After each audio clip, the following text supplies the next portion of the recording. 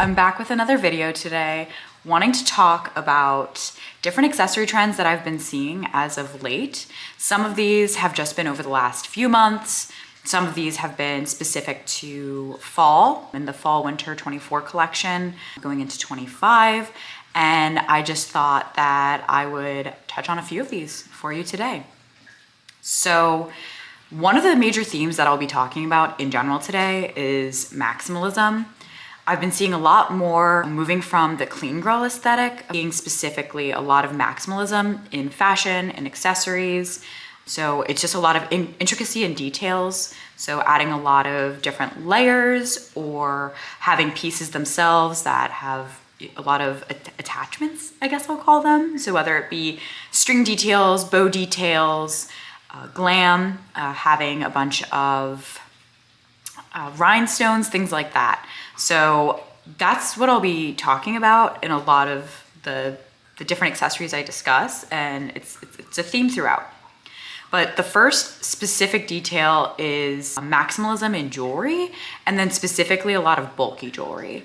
So maximalism in jewelry is wearing a ton of rings, probably on like every finger, having, a lot of, kind of dripping jewelry. I've been seeing a lot of rings, earring stacks again, people getting really creative with, how many earrings they have, the types of earrings they're putting in. So whether that be, some of the chain pieces, the chain details where you're able to connect, like a cartilage piercing to a second piercing or even one piercing to the next. I'm in love with this style. I know I'm pretty minimalist today. One day I'll remember to actually get dressed up for one of these videos, you guys, be a little bit more in my full flexed fashion phase, but I hit when the inspiration hits me to make a video. But yeah, back into the bulky jewelry. So generally I layer a ton of chains for most of my looks. So a sneaky other mini is duotone jewelry is really becoming a thing. I myself am still trying to get good at doing duotone jewelry. So, kind of mixing metals. I used to swear by not mixing metals. I really didn't like it.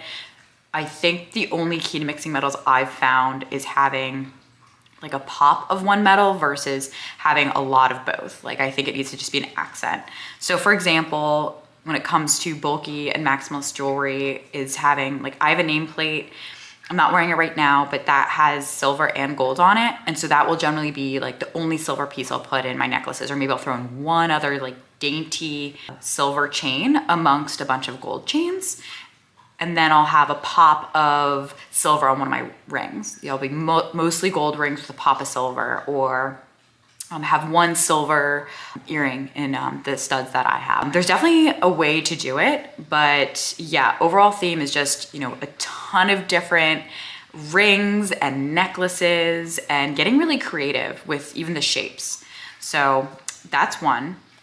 For the next It Girl accessory, I've been seeing everywhere is kind of like, I'll call it hair jewelry.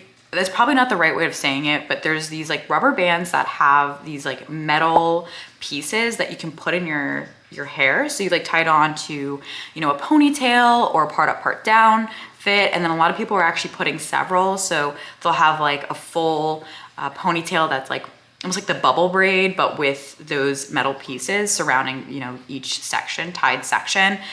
I think it looks so smart. And what I like about this is that it can look almost like that Scandinavian clean girl, but you can also incorporate it into maximalist style. But I think what I generally tend to see look better if you're doing maximalist is the smaller pieces though. So kind of back to the more conventional, having the like braid rings or the different pieces that you can add to like a braided style. But yeah, these are like much bigger pieces and they look so good with like a lot of the clean girl fashion. So really like that. For the next piece, I would say, or suede bags.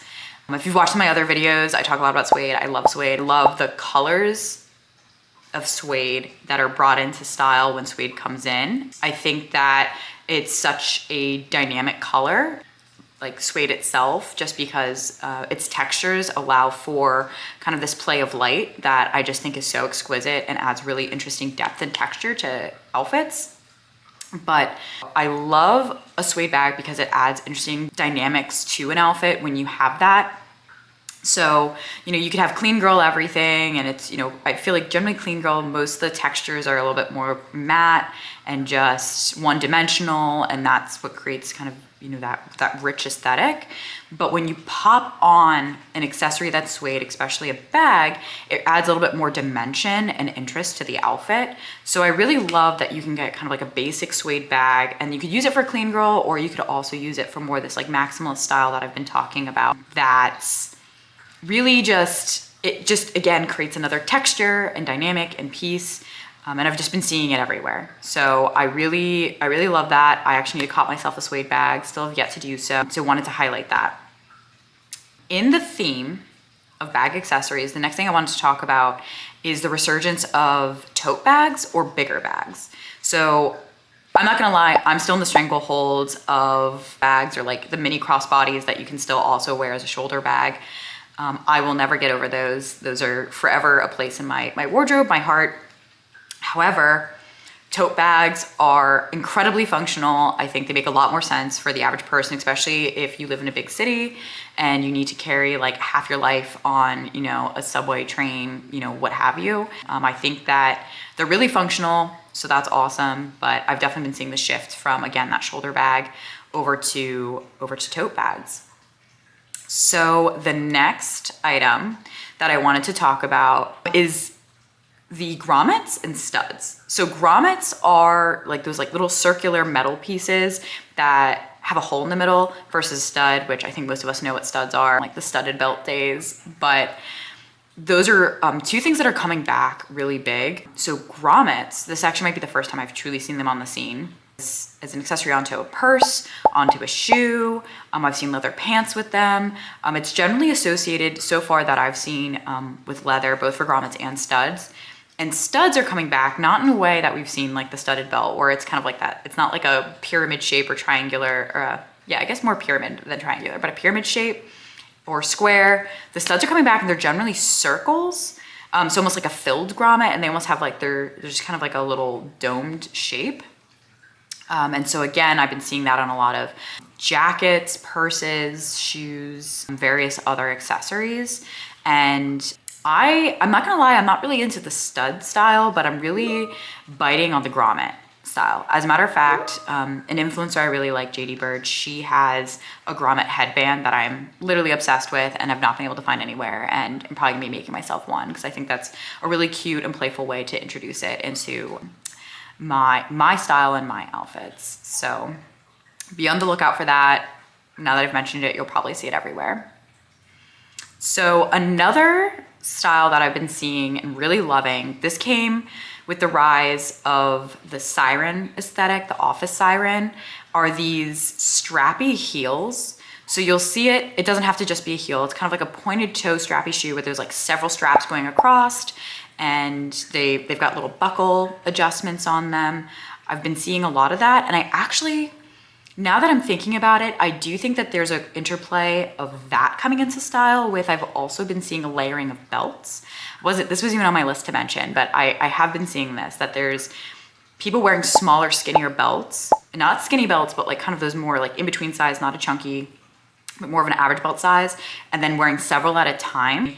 But really been loving that with both the shoes and then like wearing a lot of office style clothes with several belts. I think it's a really kind of fun way to play up, you know, very traditional office style that can be, you know, kind of hard to have a fun flair without it looking, you know, unprofessional, depending on, you know, what profession you're in and, you know, how classically dressed you need to be.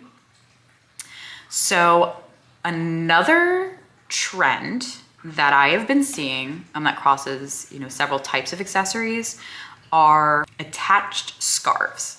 So I've been seeing scarf jackets, scarf dresses, scarf shirts, pretty much anything that, you know, covers up here that has an included scarf, I've been seeing it. I am obsessed with this. I only have a scarf dress. I think it's a little bit unfunctional. It's definitely one of those things that I think is a little bit inconvenient but cute for fashion. And I say that because you can't take it off. So you're stuck being warm. And obviously in the winter months, there's depending where you live, you're out in the cold, you come inside, and then it's sweltering to combat the outside cold. So you're kind of sweating it out when you're wherever you're at, because you'd rather do that shed.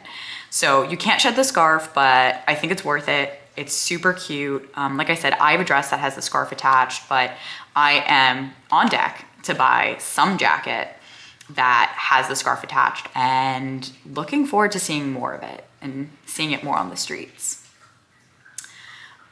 Similarly, the next thing I want to bring up is, okay, let's say you don't want it attached and you don't want to have to deal with that and you're able to shed. I've been seeing a lot of just people, I think, playing to that and having a matching scarf to a piece. So I've been also seeing a lot of pieces that come with a scarf that you're able to also wear, or just even matching the color. So let's say you've got a white scarf and you have a white winter coat or fall coat, you know, jacket, what have you. The duplication of color and kind of going for that monochromatic gets it the same vibe, but love that look.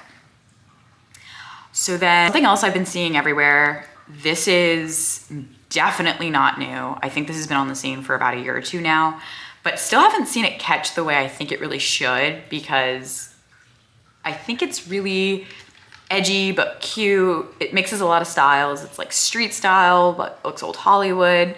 And that's wearing the hat with a bandana over it. So, you know, you like cap, tie it over. So it's kind of got that like old Hollywood glam. A lot of people put like sunglasses with it.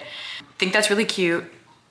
Don't need to belabor that point. I love that you could either pair it with like a completely streetwear outfit, and then the thing that's sticking out is the bandana looking more like elegant, classy, or you can pair it with like a completely elegant, classy outfit. So, you know, like you can have like a pretty dress on or something that's maybe bodycon, more fitted, plain, and then the pop will be the baseball cap. I don't know. I think it just works out. It's really cute. But the last item that I wanted to talk about are these, I'm calling them open air shoes, but they're either completely open weave, or I've also seen it where they're made of a mesh-like material with some pattern built into the mesh. Most of the ones I've been seeing so far have been a play on the ballet shoe. That's been really popular for the last, again, I think two years, but it's now a ballet shoe with that open air texture. I do have a feeling we're gonna start seeing this play into more styles of shoe, but it started with the ballet flat. It's really not functional for so many reasons. It's the same reason I actually always love that like clear like acrylic shoe, but then if you're dancing, whatever, you're walking a lot, you start sweating through it, you see either sweat or you see steam, which is such a weird thing. They get dirty, you have to clean them. This will be not as bad as that acrylic style shoe, but I feel like the tendency to probably for it to look dirty or just look off, I think is so likely. And then obviously it's really not functional. I've now seen it come through the fall season and not necessarily summer or spring, and it's cold. And I don't know if it's gonna look super cute with socks, but I hope this list has been super helpful for you for maybe a few items that you might be looking to pick up, whether it be, you know, just because you love to shop, myself, or you're looking at buying gifts for people since we're coming into the holiday season, or even just want to take advantage of all of the Black Friday deals that are starting to happen, I think like now. So let me know if this was helpful. Let me know if you want to see more like actual styling videos in the comments. Or if there's other types of, you know, either styling, fashion type content that you'd like to see me create. But thanks so much. Bye.